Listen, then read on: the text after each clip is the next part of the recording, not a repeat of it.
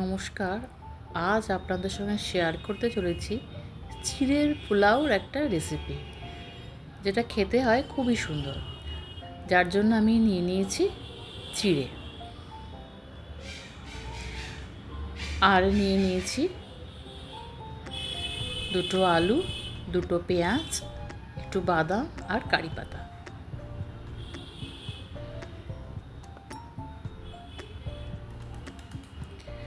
প্রথমে চিড়েটাকে খুব ভালো করে ধুয়ে নিয়েছি আমি, যাতে তার মধ্যে কোনো ময়লা না থাকে। তারপর পেঁয়াজগুলোকে টুকরো টুকরো করে কেটে নিয়েছি, আর আলুগুলোকেও আলু ভাজার মতো করে কেটে নিয়েছি। কড়ায় একটু সাদা তেল দিয়ে দিয়েছি। তারপর আলুগুলো দিয়ে খুব ভালো করে ভেজে নেব।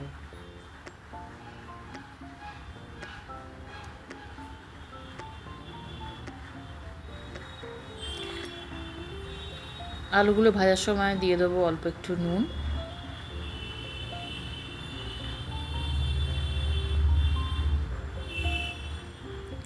আলুগুলো ভাজা হয়ে গেছে, আমি একটা পাত্রে তুলে রেখেছি। এবার কেটে রাখা পেঁয়াজগুলো কড়াই দিয়ে লাল লাল করে ভেজে নিচ্ছি। খুব বেশি লাল পুড়ে যাবে না, খেয়াল রাখতে হবে, একটু লাল লাল মতো হবে।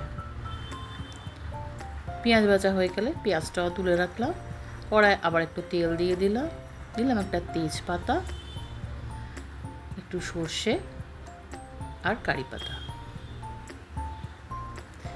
খুব ভালো করে সুন্দর করে নাড়তে লাগলাম। এবার বাদামগুলো দিয়ে দিলাম। বাদামগুলো একসঙ্গে ভালো করে নাড়াচাড়া করে নেব। এবার ভেজে রাখা পেঁয়াজগুলো দিয়ে দিয়েছি, আর আলুগুলো সব একসঙ্গে খুব ভালোভাবে নিয়ে নাড়াচাড়া করে নেব। তারপর ধুয়ে রাখা চিড়েটা দিয়ে দিলাম কড়ার মধ্যে।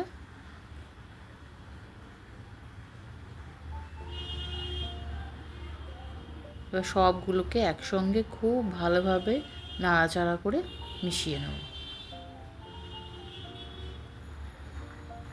রঙের জন্য খুব অল্প পরিমাণে দিলাম হলুদ, স্বাদ মতো নুন আর চিনি, একটু গোলমরিচের গুঁড়ো। এবার সবটা আবার ভালো করে সুন্দর করে মিশিয়ে নিলাম। মেশাতে মেশাতে আপনারা দেখতে পাবেন একটা হালকা হলুদ রং চলে আসবে।